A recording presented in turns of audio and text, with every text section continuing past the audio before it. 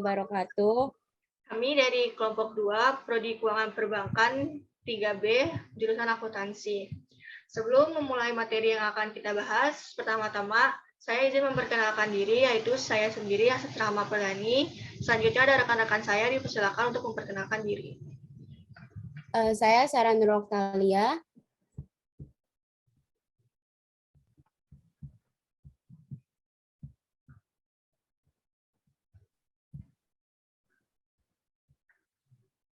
Dan yang kedua ada Putri Ayu. Selanjutnya kita mulai ke materinya. Jadi yang akan kita jelaskan hari ini ada kas, Giro Bank Indonesia, dan yang ketiga ada Giro Wajib Minimum Bank Indonesia, dan yang keempat ada jasa Giro Bank Indonesia. Selanjutnya yang materi pertama kas, saya serahkan oleh Sarah. Terima kasih kepada Astrid. Saya akan menjelaskan materi pertama yaitu kas. Menurut Rizal Effendi tahun 2013, pengertian kas adalah segala sesuatu baik yang berbentuk uang atau bukan yang dapat digunakan sebagai alat pembayaran atau alat pelunasan kewajiban. Kas di dalam perusahaan dapat dibagi menjadi beberapa bagian sesuai dengan peruntukannya. Nah, yang jenis kas dalam perusahaan itu ada dua, yaitu pretty kas atau kas kecil, atau yang kedua adalah kas imbang atau kas di bank. Kita akan membahas dua jenis ini. Nah, saya akan menjelaskan dua jenis ini. Yang pertama yaitu pitikas. Pitikas itu ada kas kecil, yaitu kas dalam bentuk uang tunai yang disiapkan oleh perusahaan untuk membayar berbagai pengeluaran yang nilainya relatif kecil dan tidak ekonomis bila membayarnya dengan cek. Gitu. Nah, yang kedua ada kas imbang atau kas di bank gitu. Kas di bank adalah uang yang disimpan oleh perusahaan di rekening bank tertentu yang jumlahnya relatif besar dan membutuhkan keamanan yang lebih baik. Gitu. Tolong next, Putri. Nah, yang kedua itu ada sistem penerimaan kas, yaitu suatu catatan yang dibuat untuk melaksanakan kegiatan penerimaan uang dari penjualan tunai atau dari piutang yang siap dan bebas digunakan untuk kegiatan umum perusahaan.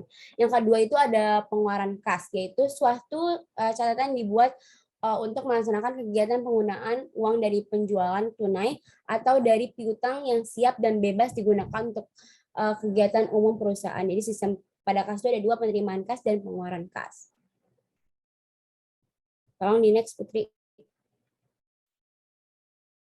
Nah, sistem penerimaan kas dan penjualan tunai gitu kan. Sistem penerimaan kas itu ada dua, ada sistem penerimaan kas dari penjualan tunai. Yang kedua ada sistem penerimaan kas dari piutang usaha. Kita akan menjelaskan satu-satu. Nah, yang pertama itu ada sistem penerimaan kas dari penjualan uang, yaitu menurut Mulyadi tahun 2008, sumber penerimaan kas terbesar suatu perusahaan dagang berasal dari transaksi penjualan tunai. Nah,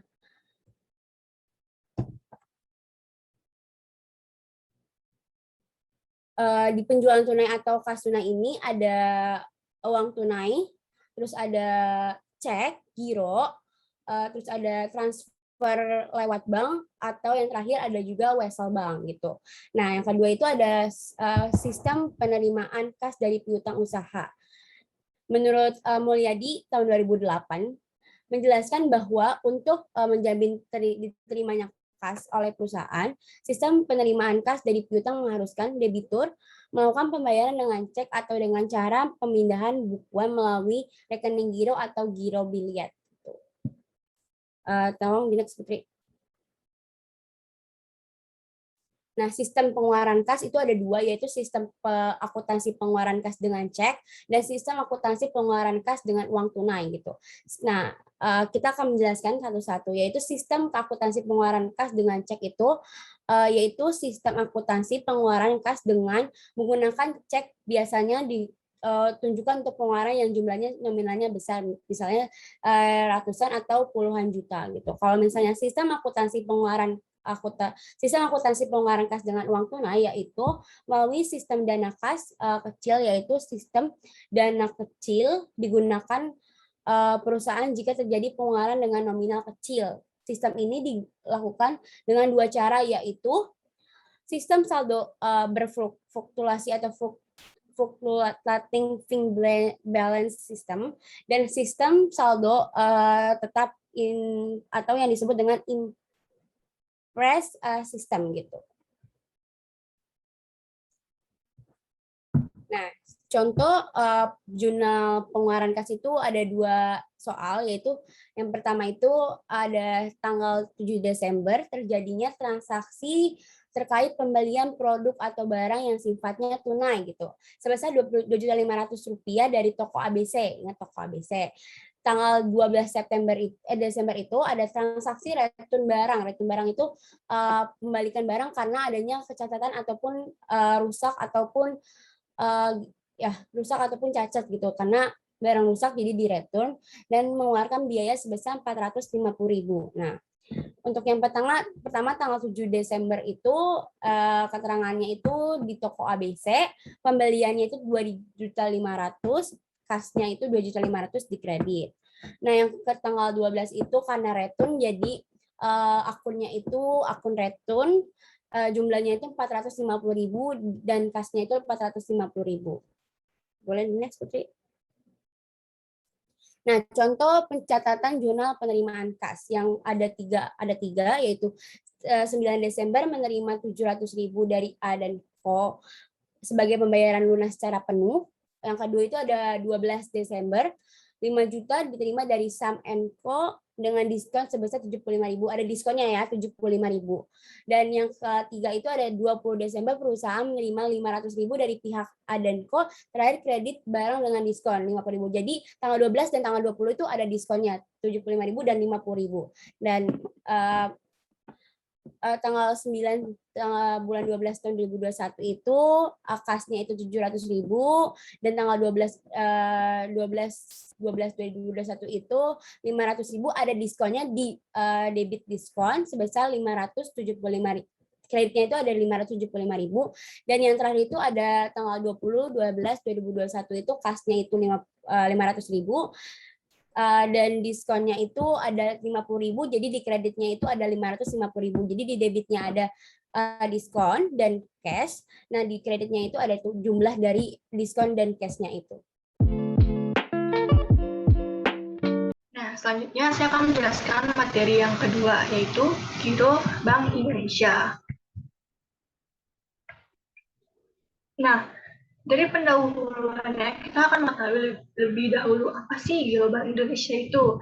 Jadi Giro BI atau yang disingkat sebagai Giro Bank Indonesia merupakan rekening giro milik bank konvensional dalam valuta asing maupun valuta rupiah di Bank Indonesia.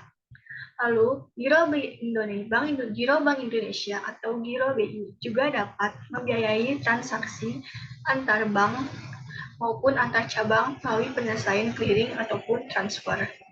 Lalu, tidak hanya untuk membiayai transfer antar cabang atau antar bank yang melalui clearing atau transfer, Giro BI juga dapat digunakan untuk membayar penarikan deposito yang relatif besar jumlahnya dan juga dapat memberikan pemberian kredit kepada nasabah yang ingin melakukan transaksi. Next, kita masuk ke contoh soal dari transaksi jurnal Giro BI atau Giro Bank Indonesia. Soal pertama yaitu pada tanggal 2 Juli 2022, Bank Sukses Jakarta mengambil dana dari BI atau Bank Indonesia Jakarta sejumlah Rp1.500.000.000. Lalu kita tulis jurnal di Bank Sukses Jakarta itu ada di debit, kas bertambah milik Bank Sukses Jakarta sebesar Rp1.500.000.000.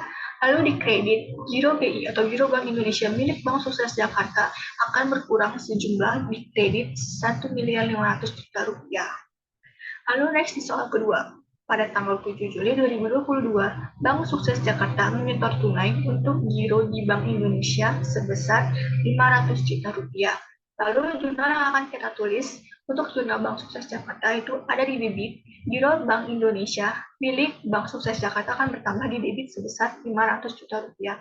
Lalu kas milik Bank Sukses Jakarta akan berkurang di kredit sebesar Rp500 juta.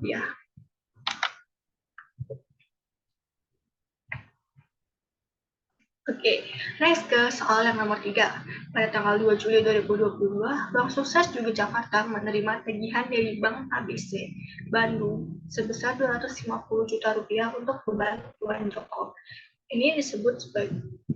Lalu kita akan menulis jurnal milik Bank Sukses Jakarta yaitu di debit Giro Tuan Joko sebesar 250 juta rupiah bertambah. Lalu di kredit ada Giro BI Bank Indonesia milik Bank Sukses Jakarta akan berkurang di kredit sebesar 250 juta rupiah. Lalu next di soal yang keempat. Pada tanggal 7 Juli 2022, Bank Sukses Jakarta menyerahkan warkat clearing ke BI atau Bank Indonesia sebesar 200 juta rupiah untuk keuntungan giro dan Jadi proses ini menggunakan warkat clearing. Lalu jurnal yang akan kita tulis di Bank Sukses Jakarta yaitu ada di Giro BI bertambah sebesar 200 juta rupiah, lalu di kredit ada giro minyak bulan sebesar 200 juta rupiah. Mungkin materi selanjutnya akan saya lanjutkan kepada Putri. Baik, di sini saya akan menjelaskan tentang giro wajib minimum Bank Indonesia. Di sini ada pengertian, dana atau simpanan minimum yang harus dipelihara oleh bank dalam bentuk saldo rekening giro yang ditempatkan di Bank Indonesia. Besaran giro wajib minimum atau GWM ditetapkan oleh Bank Sentral berdasarkan persentase dana pihak ketiga yang dihimpun perbankan.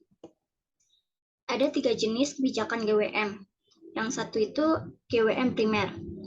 Simpanan minimum yang wajib dipelihara oleh bank dalam rekening giro BI yang besarannya ditetapkan dalam rasio terhadap dana pihak ketiga yang dihimpun perbankan.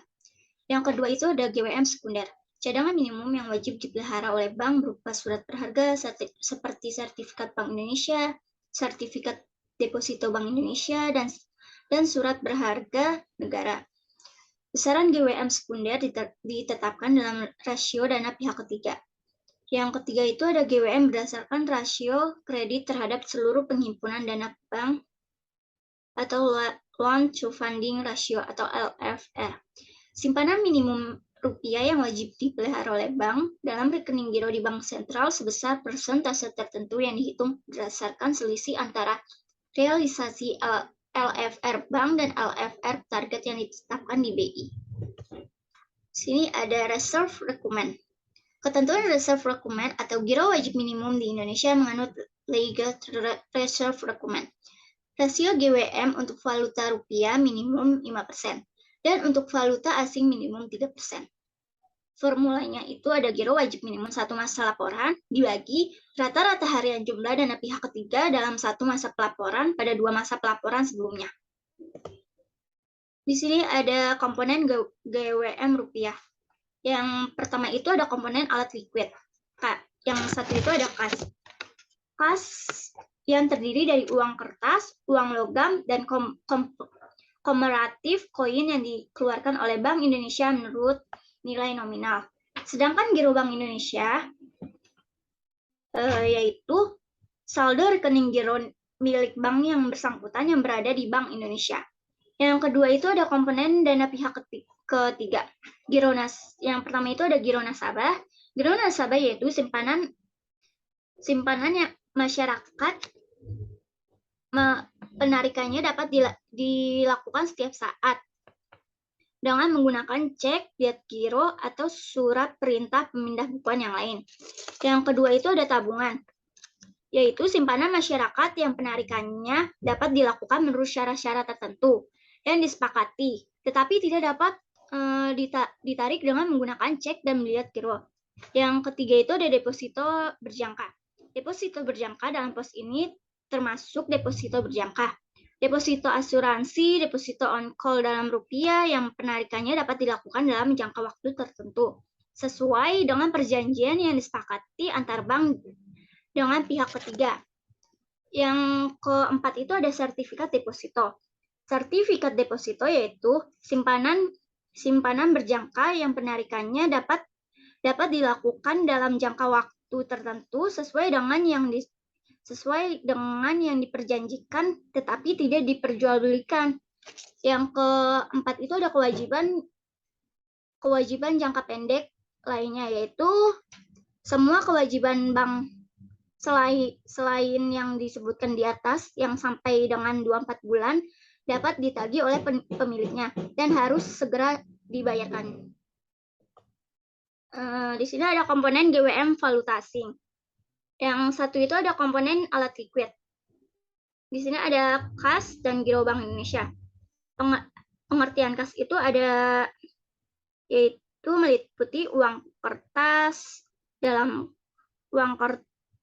kas, sedangkan uang logam asing, wesel-wesel cek, dan travel check tidak dimasukkan dalam komponen ini. Sedangkan giro Bank Indonesia itu seluruh saldo simpanan dalam USD milik bank yang bersangkutan yang berada di BI dan dapat ditarik setiap saat. Yang kedua itu ada komponen dana pihak ketiga, ada call money, deposit on call, dan ketiga itu ada deposito berjangka termasuk yang sudah jatuh tempo tapi belum ditarik. Yang keempat itu ada setoran jaminan. Yang kelima itu ada pinjaman yang diterima termasuk overdrive dan giro falas, ada bank lain. Yang keenam itu ada kewajiban lainnya, termasuk weso unjuk dan weso berjangka yang harus dibayar. Travel check yang dijual, transfer masuk yang belum diselesaikan. Sekian presentasi dari kami kelompok 2. Kurang lebihnya mohon maaf. Saya Asetrama Apriliani.